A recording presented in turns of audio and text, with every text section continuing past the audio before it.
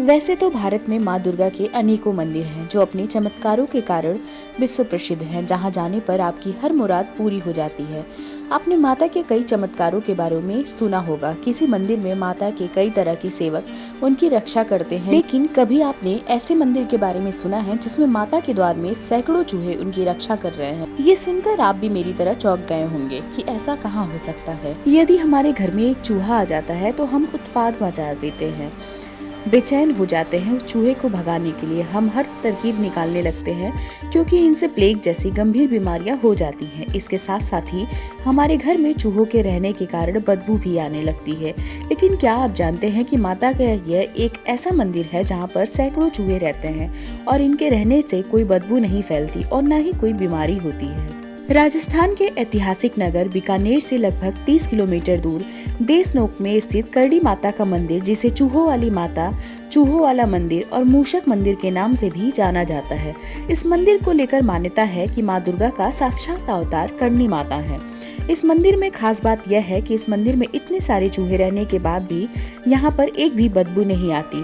साथ ही आज तक कोई बीमारी नहीं फैली और सबसे बड़ी बात यह है कि इस मंदिर में भक्तों को प्रसाद चूहों का जूठा दिया जाता है।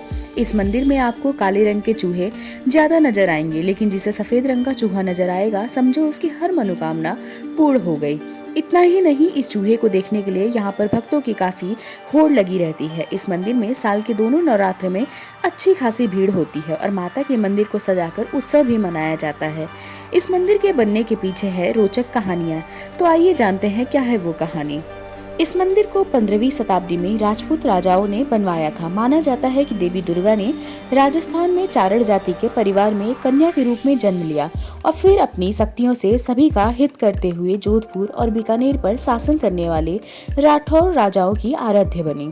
सन 1987 में जोधपुर के गांव में जन्मी इस कन्या का नाम वैसे तो रीघुबाई था, पर जन कल्याण के कार्यों के कारण करणी माता के नाम से इन्हें पूजा जाने लगा और यह नाम इन्हें मात्र 6 साल की उम्र में ही उनके चमत्कारों व जन। इस मंदिर के बारे में कथा यह भी है कि करणी माता का जन्म 1987 में एक चारण परिवार में हुआ था। उनका बचपन का नाम रीघुबाई था, जिसकी शादी साठिका गांव के किपोजी चारण से हुई थी। लेकिन शादी के कुछ समय बाद ही उनका मन सांसारिक जीवन से ऊब गया, इसलिए उन्होंने किपोजी चारण की शादी अपनी छोटी बहन गुलाब से करवाकर खुद को माता की भक्ति और लोगों की सेवा में लगा दिया। जन कल्याण और अलौकिक कार्यों और चमत्कारिक शक्तियों के कारण रीघुबाई को करणी माता के नाम से स्थानीय लोग पूजने लगे। वर्तमान में जहाँ यह मंदिर बना हुआ है, वहाँ पर एक गुफा में करणी माता अपनी इष्ट देवी की पूजा किया करती थी। यह गुफा आज भी मंदिर परिसर में बनी हुई है।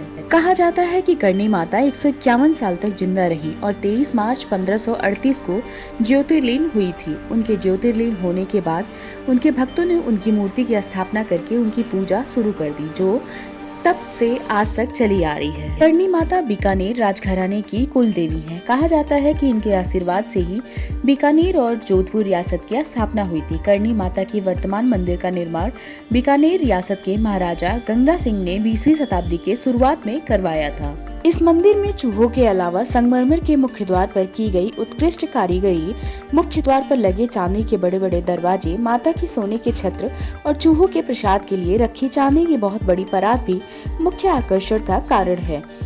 इस मंदिर में प्रवेश करते ही आपको हर जगह चूहे नजर आएंगे। इतने ही नहीं, यह आपके शरीर में भी उछल कूद करेंगे, जिसके कारण यहाँ पर आपको अपने पैर घसीटते हुए जाना पड़ता है, जिससे कि कोई चूहा घायल न हो जाए।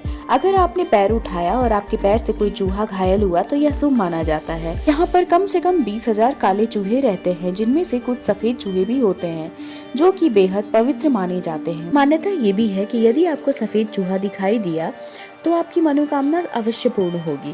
इस मंदिर में रहने वाले चूहों की अपनी ही एक विशेषता है। इस मंदिर में रहने वाले चूहों की अपनी एक अलग ही विशेषता है। इस मंदिर में सुबह 5 बजे मंगल आरती और शाम को 7 बजे आरती करते समय सभी चूहे अपने बिल से बाहर आ जाते हैं।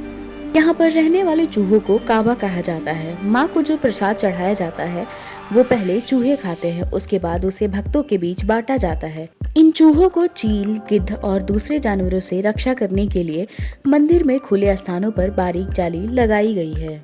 मान्यता है कि इस मंदिर में जो भी चूहे रहते हैं वो माता के संतान हैं। इनकी एक कथा के अनुसार एक बार करणी माता का सौतेला पुत्र लक्ष्मण कोलायत में स्थित कपिल सरोवर में पानी पीने की कोशिश में डूबकर मर गया। जब करणी माता को ये पता चला तो उन्होंने मृत्यु के देवता यम को उसे पुनः जीवित करने की प्रार्थना की। पहले तो यमराज ने मना कर दिया, पर बाद में उन्होंने विवश होकर उसे चूहे के रूप में पुनर्जीवित कर दिया। लेकिन यहाँ के लोकगीतों में दूसरी भी कथा कही जाती है। इसके अनुसार एक बार 20,000 सैनिकों की एक सेना देशमुख पर आक्रमण करने आई हुई थी, जिन्हें माता ने अपने प्रताप से चूहे बना दिया और अपनी सेवा में रख लिया, जो कि अब माता के दरबार में उनकी रक्षा करते हैं। हमारे द्वारा बताई गई ये मंदिर की कहानी आपको कैसी लगी, हमें कमेंट करके जरूर बताएं। और अगर आपको ये वीडियो पसंद आई हो तो इस वीडियो को लाइक कीजिएगा और चैनल को सब्सक्राइब कीजिएगा और इस वीडियो को जितने लोगों के पास हो सके शेयर कीजिएगा। तब तक के लिए मिलते हैं किसी अन्य वीडियो में किसी अन्य रोचक कहानी, तथ्य और जानकारी के साथ।